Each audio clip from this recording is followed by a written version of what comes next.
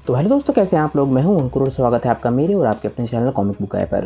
दोस्तों, आज की वीडियो में हम ड्रैगन बॉल काकुमी की स्टोरी को कंटिन्यू करने जा रहे हैं और आज हम देखेंगे कि ग्रैंड प्रीस्ट के पैलेस पे क्या होता है। लास्ट वीडियो में हमने देखा था कि ग्रैंड प्रीस्ट के सामने एक नई एंजल आ जाती है, पर अभी हमें उसकी आइडेंटिटी नहीं पता और आज हम इस बारे में जानेंगे। ड्रैगन बॉल काकुमी एक बहुत ही कमाल की स्टोरी है और उससे जुड़े लिंक मैंने इनके डिस्क्रिप्शन में दे दिए हैं, तो जाइए और क्रिएटर्स को सपोर्ट कीजिए। वीडियो शुरू करने से पहले मेरी आप सभी से एक छोटी सी रिक्वेस्ट, अगर आपको आज की वीडियो अच्छी लगे तो वीडियो को लाइक करना बिल्कुल मत भूलिएगा और वीडियो को अपने दोस्तों के साथ शेयर भी जरूर कीजिएगा। जिन लोगों ने अभी तक चैनल को सब्सक्राइब नहीं किया वो चैनल को सब्सक्राइब कर लें ताकि उन्हें आगे भी ऐसी ही वीडियोस मिलती रहें। तो चलिए दोस्तों, बिना देरी करे अपने वीडियो पर आते हैं। लास्ट वीडियो में हमने देखा था कि एक एंजल ग्रैंड प्रीस्ट के पैलेस पर आ जाती है और ग्रैंड प्रीस्ट को एक इम्पोस्टर बता रही होती है। वो बाकी सभी एंजल से बोलती है कि मैंने तुम सभी को कभी नहीं छोड़ा था और मैं अब तुम सबको इस बहरूपे के पास्ट के बारे में बताऊंगी। इसकी वजह से ना जाने कितने बिलियन लोगों की जान चली गई और ये खुद को ओमनी किंग्स के लेवल का समझता है। ग्रैंड प्रीस्ट को ये बात सुन के गुस्सा आ जाता है। वो बोलते हैं कि बहुत हो गया और इसके बाद वो खड़े हो जाते हैं। उनके अंदर से काफ़ी खतरनाक ऑरा निकल रहा होता है। उन्हें इस वक्त बहुत ज़्यादा गुस्सा आ रहा होता है।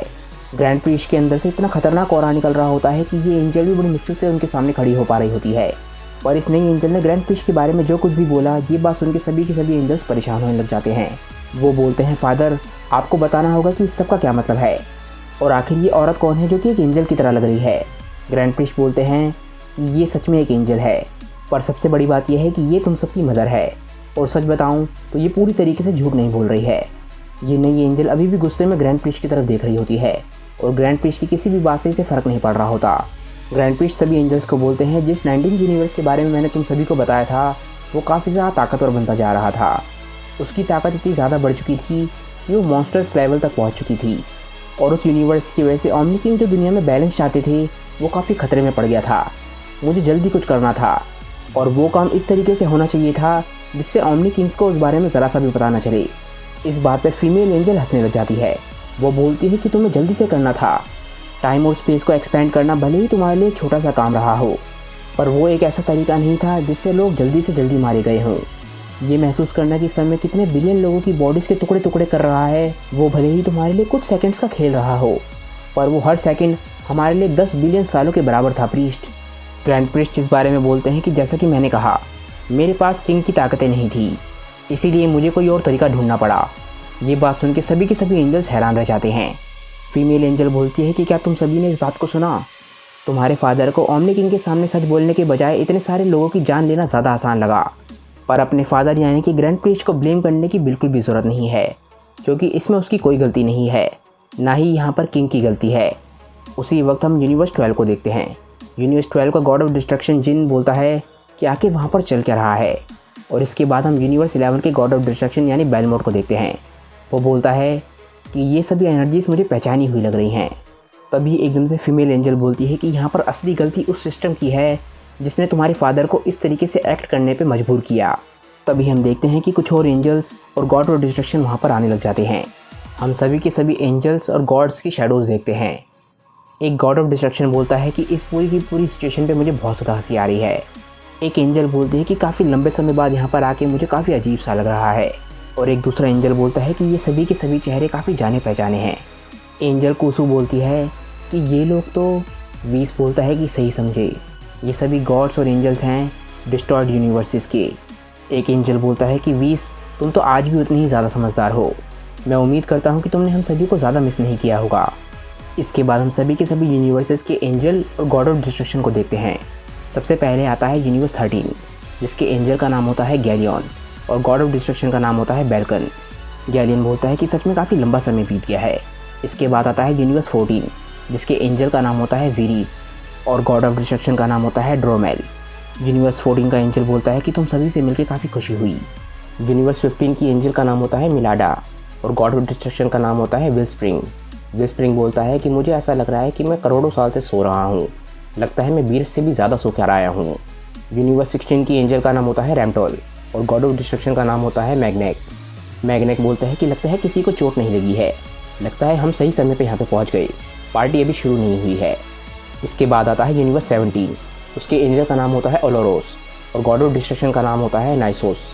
ओलोरोस के चेहरे पे काफ़ी ज़्यादा गुस्सा होता है और वो 20 का नाम लेता है, यानी उसे 20 पे गुस्सा आ रहा है।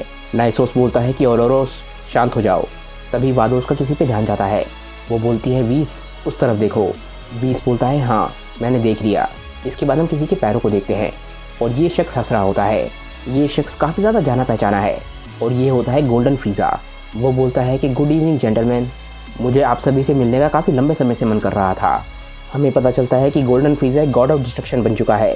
फ्रीज़ा बोलता है 20 मैं तुमसे मिलकर तुम्हें थैंक्स कहना चाहता था। और इसके बाद हमें पता चलता है कि यूनिवर्स 18 के एंजल का नाम है ट्विस्ट और उसका गॉड ऑफ डिस्ट्रक्शन अब बन चुका है फ्रीज़ा। ट्विस्ट बोलती है कि लगता है तुम सबको अब समझ आ गया होगा कि न्यूट्रल रहने से क्या नुकसान हो सकता है। 20 बोलता है फ्रीज़ा, लगता है मुझे समझ आ गया है कि तुम क्या प्लान कर रहे थे और तुम्हारा शुरुआत से ही प्लान क्या था। इसके बाद फ्रीज़ा 20 के सामने आके खड़े हो जाता है और 20 बोलता है फ्रीज़ा, जब मैंने तुम्हें ज़िंदा किया था मैं जानता था कि तुम खाली तो नहीं बैठने वाली, पर मुझे नहीं लगा था कि तुम इस हद तक भी जा सकते हो। फ्रीज़ा बोलता है 20 मुझे कम समझने की गलती फिर से मत करना, और ये तो सिर्फ एक झलक है उन चीज़ों की जो मैं कर सकता हूँ। जैसे ही मेरे कमांडर्स को जूनों से इन्फॉर्मेशन मिली कि कुछ नए यूनिवर्सेस सामने आए हैं, उन लोगों ने मुझे इन्फॉर्म कर दिया। मैं ये बात सुन के काफ़ी हैरान था कि ज़ैनो को 18th यूनिवर्स को डिस्ट्रॉय करना पड़ा, जबकि वहाँ का गॉड ऑफ डिस्ट्रक्शन बिल्कुल बेकार था। ट्विस्ट से मुझे पता चला कि उसे अपने यूनिवर्स का बिहेवियर बिल्कुल भी पसंद नहीं था, जिसका सीधा सीधा मतलब ये है कि वो एक रेवोल्यूशनरी बनने के लायक ही नहीं था। हम देखते हैं कि फ्रीज़ा ने अपनी टेल से गॉड ऑफ डिस्ट्रक्शन की बॉडी को पकड़ा हुआ होता है और इसके बाद हम फ्रीज़ा की मेमोरी में देखते हैं कि असल में ये सब कुछ कैसे हुआ। हम देखते हैं कि गॉड ऑफ डिस्ट्रक्शन अपनी जगह पर खड़ा होता है और फ्रीज़ा उसके पीछे खड़ा हुआ होता है और वो उस पर अटैक करने वाला होता है। गोल्डन फ्रीज़ा एक अटैक शूट करता है जो कि गॉड ऑफ डिस्ट्रक्शन के कान से टच होते हुए निकल जाता है, पर 18th यूनिवर्स के असली गॉड ऑफ डिस्ट्रक्शन को इससे ज़रा सा भी फ़र्क नहीं पड़ता। फ्रीज़ा 18th यूनिवर्स के गॉड ऑफ डिस्ट्रक्शन से बोलता है कि लगता है मैं चूक गया। गॉड ऑफ डिस्ट्रक्शन फ्रीज़ा से बोलता है कि आखिर तुम चाहते क्या हो, पर एकदम से उसके साथ कुछ होता है। फ्रीज़ा एकदम से एक और अटैक शूट कर देता है जो उसकी छाती को चीर देता है और फ्रीज़ा हंसते हुए बोलता है कि लगता है मुझे पहले ही अपने लेफ्ट हैंड से अटैक करना चाहिए था। इसके बाद हम देखते हैं कि फ्रीज़ा एकदम से जाके गॉड ऑफ डिस्ट्रक्शन के पेट में बहुत ही ज़बरदस्त घूसा मारता है। गॉड ऑफ डिस्ट्रक्शन के मुंह से खून निकलने लग जाता है और फ्रीज़ा बोलता है कि वैसे भी तुम पे ये गॉड ऑफ डिस्ट्रक्शन की ड्रेस सूट नहीं करती और किसी को तो ये बात सही करनी ही थी, तो मैं ही कर देता हूँ। इसके बाद हम असल टाइम में वापस आ जाते हैं और फ्रीज़ा बोलता है कि पुराना गॉड ऑफ डिस्ट्रक्शन तो बिल्कुल बेकार था, मुझे तो यही नहीं समझ आ रहा कि वो गॉड ऑफ डिस्ट्रक्शन बना कैसे था। इसके बाद फ्रीज़ा उसकी बॉडी को फेंक देता है। फ्रीज़ा बोलता है कि वैसे भी अब इस बात से कोई फ़र्क नहीं पड़ता क्योंकि यूनिवर्स 18 का गॉड ऑफ डिस्ट्रक्शन अब मैं हूँ, तुम्हें इस बात से कोई फ़र्क नहीं पड़ना चाहिए। 20 बोलता है कि मुझे अभी भी समझ नहीं आ रहा कि तुमने ऐसा क्यों किया, पर तुम सही कह रहे हो, मुझे इस बात से कोई भी फ़र्क नहीं पड़ता। फ्रीज़ा इस बात पे हंसने लग जाता है और बोलता है कि कहीं तुम पछता तो नहीं रहे हो मुझे ज़िंदा करके। 20 बोलता है फ्रीज़ा तुम बेवकूफ़ हो, तुम नहीं जानते कि तुम आखिर क्या कर रहे हो। फ्रीज़ा इस बात पे हंसता है और बोलता है कि वैसे भी इस सब का क्रेडिट तुम्हें ही चाहता है क्योंकि तुमने ही इस रिस्क को लिया था, पर क्या तुम मुझे बता सकते हो कि इस वक्त गोकू कहाँ पर है? आखिर फ्रीज़ा गोकू को क्यों ढूंढ रहा है? अब फ्रीज़ा का गोकू से क्या मतलब? आखिर इस पूरी कहानी में गोकू इंपॉर्टेंट क्यों है? ये हम जानेंगे नेक्स्ट चैप्टर में, क्योंकि दोस्तों आज की वीडियो यहीं पे ख़त्म हो जाती है। मुझे नीचे कमेंट करके ज़रूर बताइएगा कि आज की वीडियो आप लोगों को कैसी लगी। अगर आपको आज की वीडियो अच्छी लगी हो तो वीडियो को लाइक करके शेयर करना बिल्कुल मत भूलिएगा। आपके लाइक से मुझे काफ़ी ज़्यादा सपोर्ट मिलता है, तो वीडियो पर लाइक ज़रूर कीजिएगा। फिलहाल दोस्तों आज की वीडियो को यहीं पर एंड करते हैं। मैं मिलता हूँ आप लोगों को अपनी नेक्स्ट वीडियो के साथ। तब तक के लिए बाय दोस्तों और थैंक्स फॉर वॉचिंग।